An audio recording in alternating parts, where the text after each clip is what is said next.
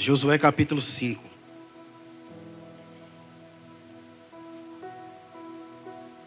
Vamos ler do capítulo 1, do versículo 1, desculpa. Versículo 1 até o 12. Vamos ler a palavra do Senhor. Obrigado.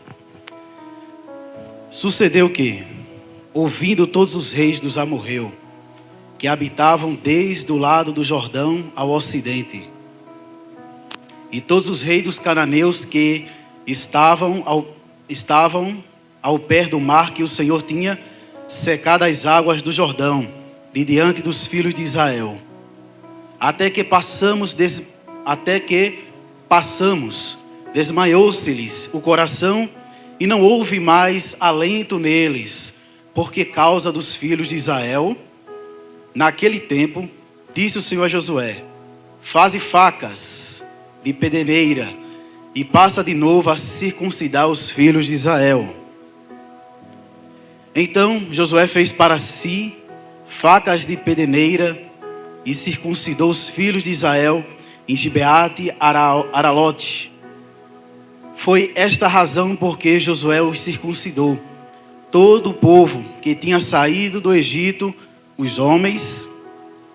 todos os homens de guerra, eram já mortos no deserto pelo caminho, porque todo o povo que saíra estava circuncidado, mas a nenhum deles que nascera no deserto pelo caminho, depois de terem saído do Egito, haviam circuncidado. Porque 40 anos andaram os filhos de Israel pelo deserto, até se acabado toda a gente dos homens de guerra que saíram do Egito, que não obedeceram à voz do Senhor, aos quais o Senhor tinha jurado que lhes não havia de deixar ver a terra que o Senhor, sob juramento, prometeu dar aos seus pais, terra que emana leite e mel.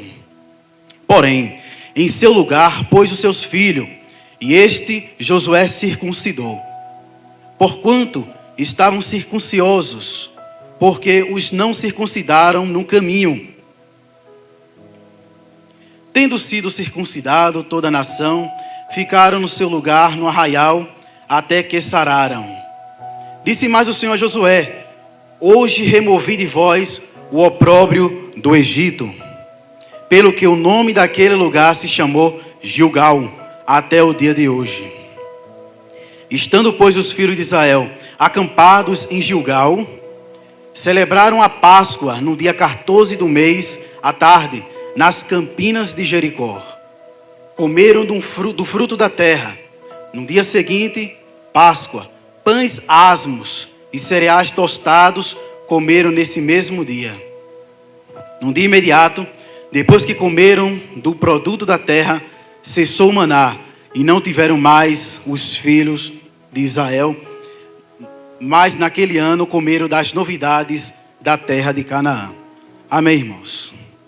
Podeis sentar, irmãos. É simples essa leitura. Acho que eu tive dificuldade porque está cortando ali as vírgulas. Mas nós observamos essa história de Josué, no capítulo 5, Gilgal, né? Terra de escape e de livramento. Amém, irmãos? Glória a Deus. Nós observamos que quando Deus providenciou a travessia do povo de Israel em Jericó, aquelas nações que estavam depois de Jericó, do outro lado do rio, diz aqui no versículo 5, e sucedeu que todos os reis dos amorreus que estavam no lado oeste do Jordão, e todos os reis dos cananeus que estavam perto do mar, ouviram que o Senhor havia secado as águas do Jordão diante dos filhos de Israel, até que tiveram atravessado, o seu coração derreteu, tampouco restou nele o espírito por causa dos filhos de Israel. Eles ficaram tenebrosos pelo livramento que o Senhor Deus deu a Israel ao atravessar Jericó. E nós observamos, irmãos, que o que nós devemos fazer diante desse texto, o que nós devemos pensar diante desse texto, nós devemos nos preparar aqui, irmãos, para observarmos a estratégia que Deus deu a Israel antes de guerrear. O que devemos fazer antes da guerra? Quais são os preparativos? Olha, a maior prudência que nós podemos observar é que quando nossos inimigos, quem guerreia, quando os inimigos estão tenebrosos, a melhor forma é avançar e sucumbir àquela terra. Mas Deus não pediu para que as pessoas, para que os povos avançassem para guerrear contra aquelas nações gentias, aquelas nações pagãs. Mas também Deus não pediu para que Josué treinasse a nação em espada, em lutas, em exercícios físicos. Não, Deus deu algumas ordens que não tinham nada a ver com a guerra, porque a guerra que Deus queria mostrar a Josué era a guerra espiritual. Era uma guerra espiritual. E nós observamos aqui, irmãos, que Deus, Ele trouxe à tona 2 rituais que o povo de Israel passou 40 anos, não é? 40 anos sem praticar. Os filhos daqueles que desobedeceram o povo de Israel, dentre o povo de Israel, porque o povo de Israel saiu do Egito. Mas aquele povo que saiu do Egito, eles celebraram a Páscoa e foram circuncidados. Porém, todavia, no decorrer do deserto, eles murmuravam, eles levantaram ídolos, e Deus ali impediu que ele entrasse na terra prometida. E nós observamos, irmãos, que aquele povo era um povo que cometia sacrilégio, aquele povo que saiu do Egito. Eles viviam de cerimônias e não praticavam aquilo que Deus mandava. Eles murmuravam, eles eram ingratos a Deus. Nós observamos lá em Romanos, capítulo de número 2, e o versículo 17. Aqui é a escrita total do povo de Israel, dos judeus, que saíram ali do Egito. Diz assim: eis que tu és chamado judeu, e descansas na lei, e te vanglorias em Deus. Romanos 2 e 17. E o 18 diz: e conhece a sua vontade, e aprovas as coisas mais excelentes, sendo instruído pela lei. O povo de Israel. Confias tu que és guias de cego, luz dos que estão em trevas. O objetivo do povo de Israel era Deus usar o povo de Israel para trazer o conhecimento de Deus para toda a terra. Instrutor dos insensatos, mestres de criança, que tens a forma de conhecimento e de verdade na lei. Tu, pois, que ensinas a outro, não te ensinas a ti mesmo? Tu que pregas que o homem não deve furtar e furtas? Tu que dizes que o homem não deve cometer adultério e tu comete adultério? Tu que abominas os ídolos, tu cometes sacrilégio? Sacrilégio é brincar com as coisas de Deus, fazer piada com as coisas de Deus. E tu que vanglorias na lei, por meio da infração da lei, tu desonras a Deus?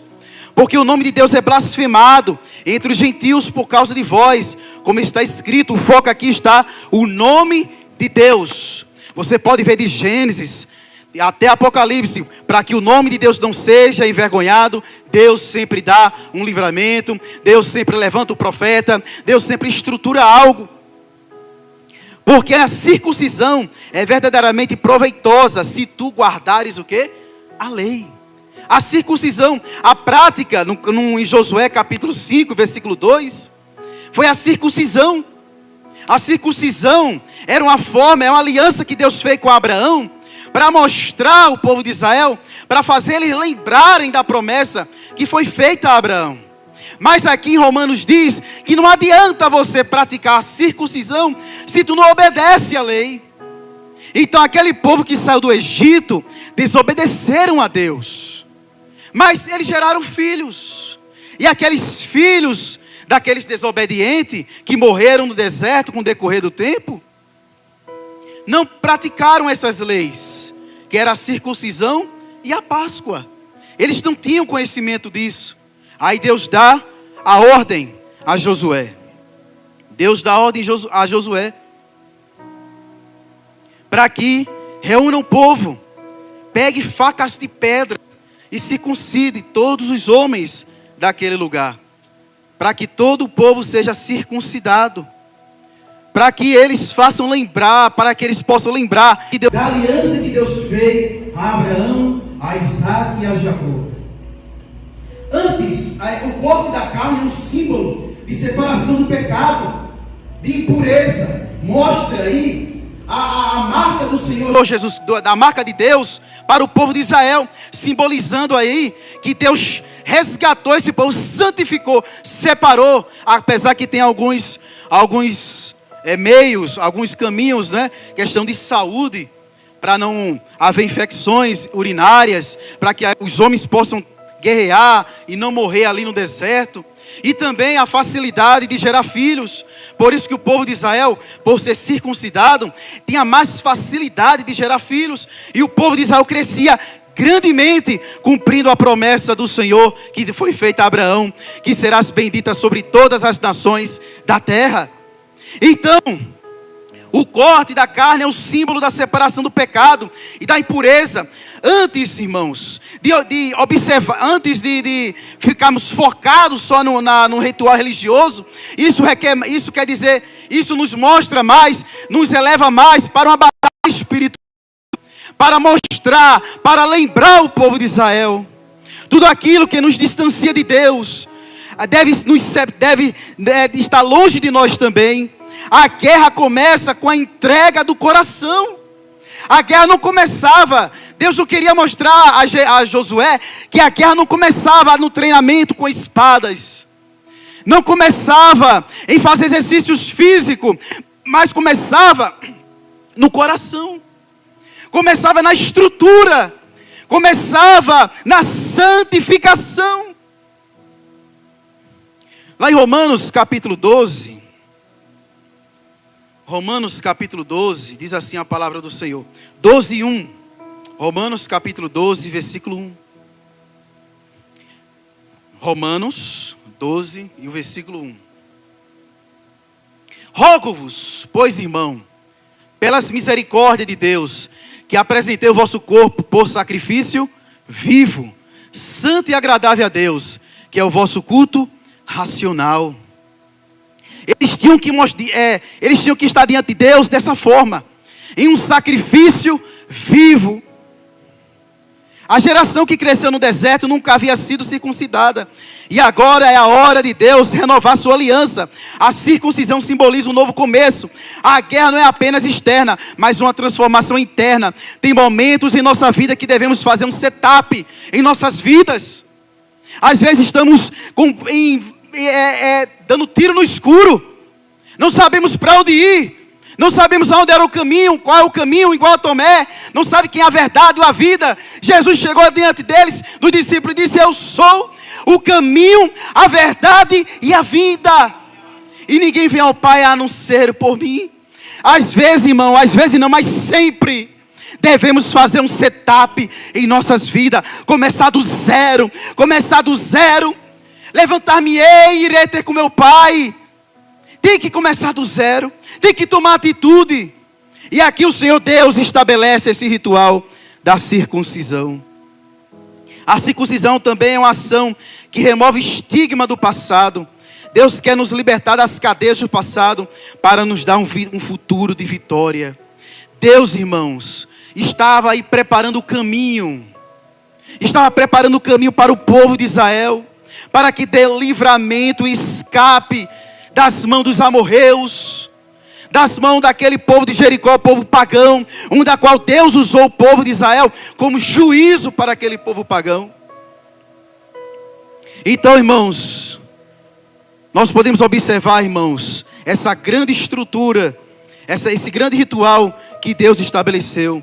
Hoje em dia a igreja não pratica a circuncisão, mas sim, a circuncisão foi trocada pelo batismo em água.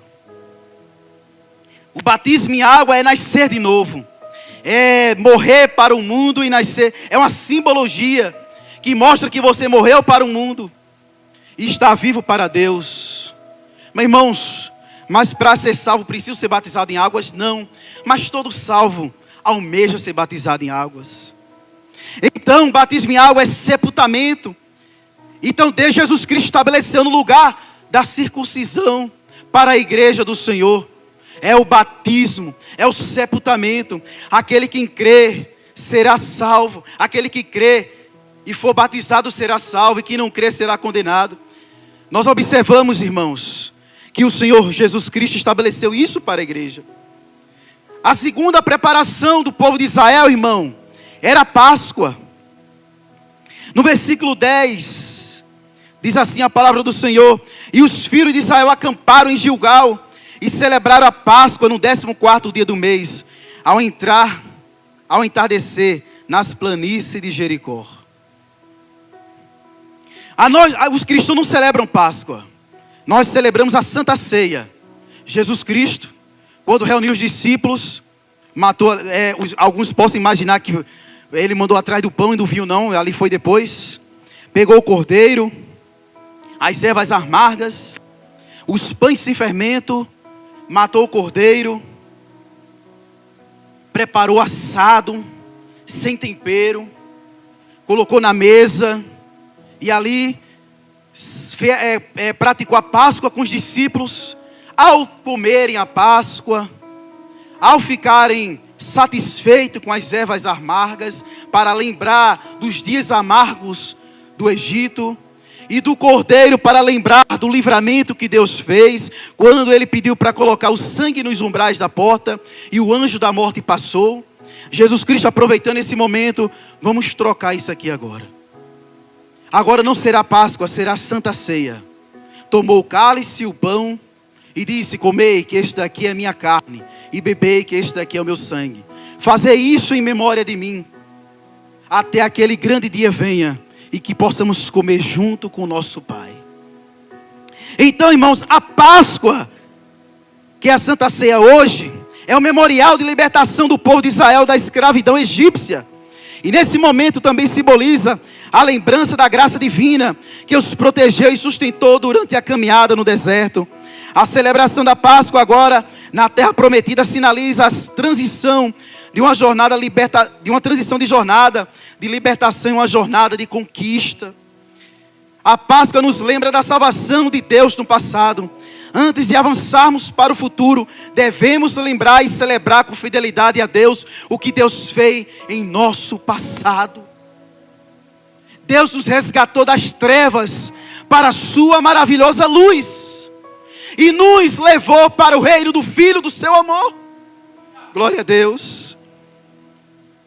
Então, irmãos, a Páscoa nos dá a memória, dava o povo de Israel a memória da libertação, porque o povo era esquecido, irmãos.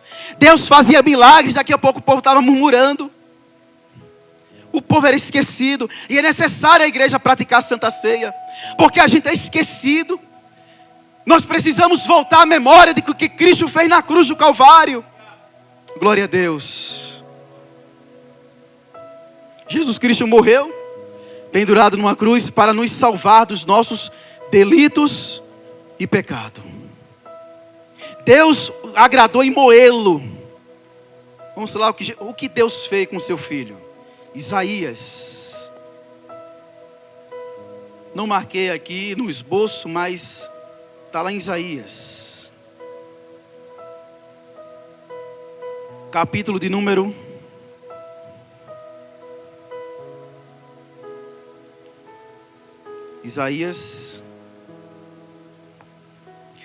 53, versículo 3.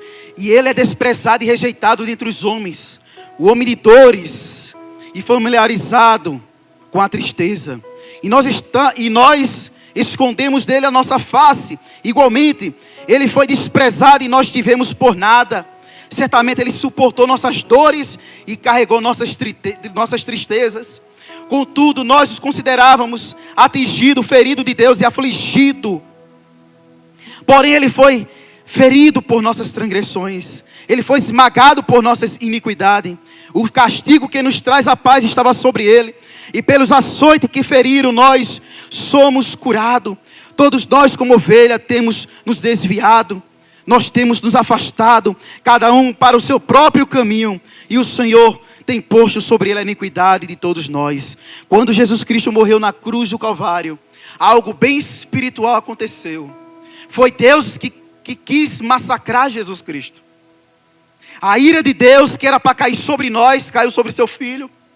Porque quem deveria pagar pelos pecados era o homem, mas só quem podia pagar era Deus. Por isso que Deus se fez homem, e ali cumpriu a exigência de Deus, da justiça de Deus. A ira de Deus Pai caiu sobre o seu Filho.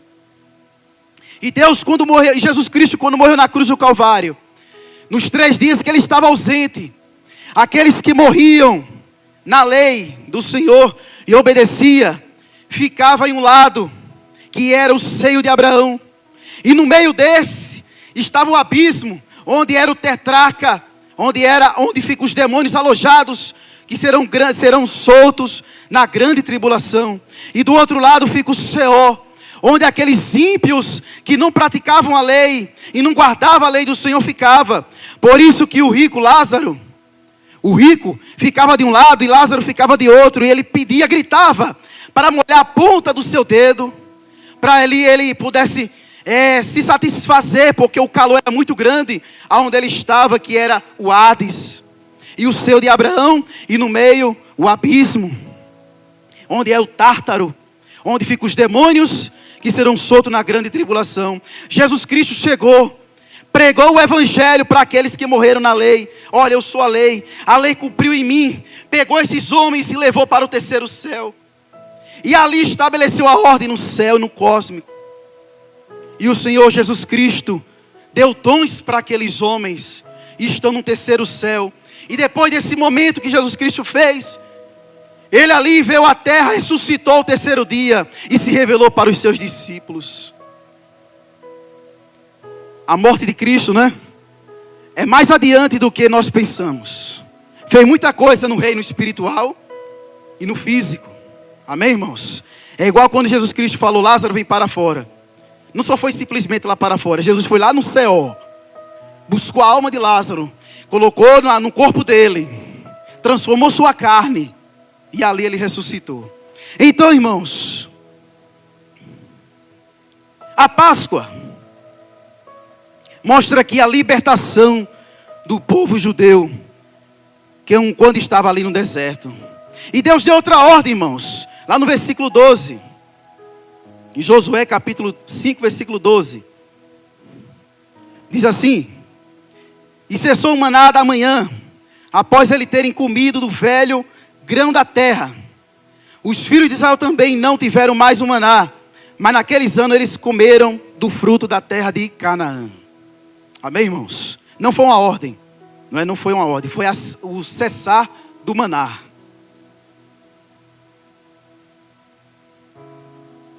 Deus deu a ordem para antes entrar a guerra, a circuncisão, que lembrava da aliança que Deus fez com o povo de Israel, a Páscoa, para lembrar ao povo de Israel que Deus livrou o seu povo do Egito, das mãos de Faraó, e Deus fez cessar o maná. Nós podemos observar, irmãos, que o cessar do maná também tem uma simbologia muito significativa para nossas vidas. O povo de Israel agora está na terra prometida, e a primeira coisa que Deus lhe oferece não é um exército, não é uma estratégia militar, mas uma alimentação abundante. O maná cessou e a terra começou a produzir frutos. Deus nos prepara para a batalha, também no sentido de nos dar ferramentas necessárias para sustentar nossa vida espiritual. Deus estava agora mostrando ao povo de Israel que vocês agora podem ser independentes. Agora eu te dei saúde, eu santifiquei a tua vida, agora você pode andar com os teus pés. Deus nos dá provisão em tempo de guerra. A transição do maná para o alimento da terra é o símbolo de maturidade. Deus nos dá maturidade. Tem crente que é menino, 1 ano, 2 anos, 3 anos, continua menino, mas Deus já te tirou do leite, já te trouxe para o mingau, agora você está no mocotó, na comida sólida. Cresça. Tem que crescer, irmãos. Não é só maná, não. Não é só papinha na boca, não. Tem que cultivar, tem que cavar o poço, tem que descer. Glória a Deus. Tem que buscar, tem que orar, tem que jejuar, tem que vigiar. Glória a Deus. Louvado é o nome do Senhor Jesus Cristo. 10 anos de crente. O que tem dizendo no Salmo 23? Eu não sei o que está dizendo. O que é que está dizendo? Não sei. 10 anos de crente. 10 anos de crente porque Jesus te salvou. Eu não sei. Ainda é menino, ainda está no maná. Mas Deus quer te dar provisão. Glória a Deus. Cultivar a terra espiritual. A terra prometida exige cultivo. Deus nos dá a ferramenta. Mas cabe a nós trabalhar nela. Isso implica um trabalho constante de oração, estudo da palavra e santificação. O que é fazer a obra do Senhor? O que é fazer a obra do Senhor? A obra do Senhor está em fazer a vontade do Pai, do Deus Pai Todo-Poderoso. Se você está fazendo a vontade de Deus, você está fazendo a obra do Senhor. Como nós podemos fazer a obra do Senhor aqui no culto? Ouvir a pregação da palavra, manter uma vida de comunhão, no trabalho, obedecer os patrões, obedecer as regras, dar bom testemunho, em casa, honrar a esposa, honrar o marido. Isso são maturidade que Deus dá ao povo, para que nós possamos chegar lá, na nova Canaã celestial. Glória a Deus. O pão que vem da terra de Canaã é um tipo de alimento espiritual que precisamos para a nossa jornada.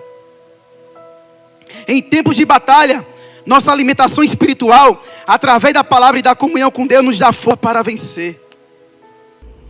Deus agora deixou a nação estruturada. Agora a nação está pronta para a guerra. Circuncisão, consagração pessoal, a Páscoa, celebração da fidelidade de Deus e o cultivo espiritual. Se você passou por essas etapas de não amar o mundo, 1 João 2, não estou lembrado do versículo, não ameis o mundo, nem o que no mundo há. E o que há no mundo? A concupiscência da carne, a concupiscência dos olhos e a soberba da vida não vem do Pai, mas sim do mundo. Quando você nega as coisas do mundo, começa a obedecer a Deus, já está na hora de você gerar frutos. Já está na hora de você gerar para o reino de Deus.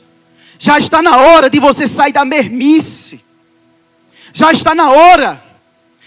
Um certo homem, um pregador, falou para mim, chama J. Silva, faz tempo, tinha meus 15 anos, 14, em Pernambuco. Irmão Roberton, ele era diácono da igreja. Os cristãos é igual um boi, é igual um boi. Aí eu não entendi por que é igual um boi, nós não somos ovelhas. É porque o boi não sabe a força que tem. Porque se os cristãos soubessem a força que tem, o Brasil não estava do jeito que está. Temos da palavra de Deus. Se vocês soubessem o que é dobrar o joelho pela madrugada, se vocês soubessem o que é obedecer a palavra do Senhor, pregar o evangelho e não se envergonhar do evangelho de Cristo. Se você soubesse o que é pegar algo e começar e não parar e ir até o fim. Se você souber como é isso, como é focar nas coisas. Isso vale tanto para o reino de Deus, como para nossas coisas também. Focar. Glória a Deus. Louvado é o nome do Senhor Jesus Cristo. A guerra exige que está. Temos da palavra de Deus e que cultivemos uma vida de oração, serviço e dependência total dele. Assim como o povo de Israel se preparou para a guerra com a circuncisão, a ação da Páscoa e o cultivo da terra, nós também devemos nos preparar para a guerra espiritual de forma integral. Em Josué, capítulo 1,